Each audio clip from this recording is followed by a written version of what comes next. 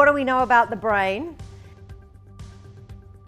And if we knew more about the brain, how do we get more out of ourselves and all our communication and interaction with others?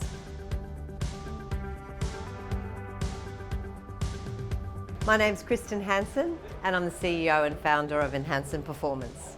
Yeah, the topics I get most asked to speak about usually are things like self-leadership and personal performance, or along those lines, but resilience and well-being. We're all under a lot of pressure these days, and there's a lot of change going on, so we also speak about leading change, thriving in change.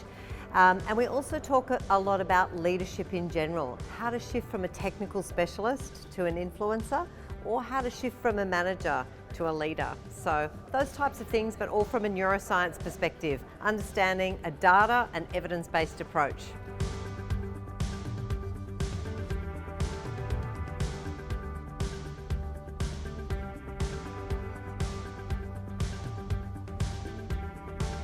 Bing, bing, bing, bing, bing, bing, bing, bing.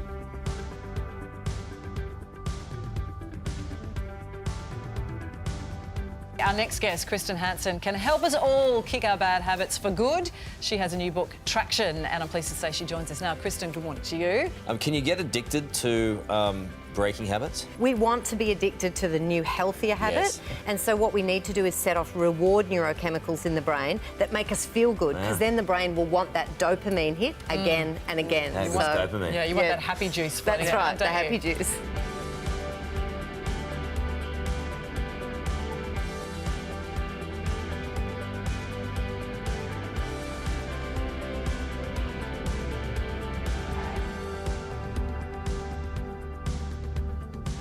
So, 5 times a second your brain is scanning the environment all the time for threat, reward, threat, reward, threat, reward, threat, reward, threat, reward, threat, reward, threat, reward, threat, reward.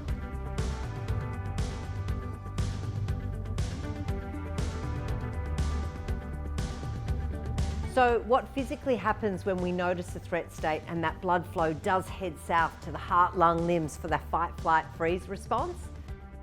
What motivates me is definitely making a difference and helping people understand the quirks of being a human. Essentially, if we understand how our own brains work, if you understand the mechanics of how the brain works, then you can engineer, support, change in yourself and others. Neuroscience plays a really positive role in the workplace. Over the last 20 years, we've seen really an explosion in the demand for a neuroscience approach.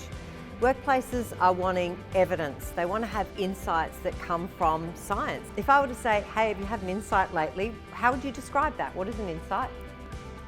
Pretty hard to describe these weird scenarios of having an aha moment.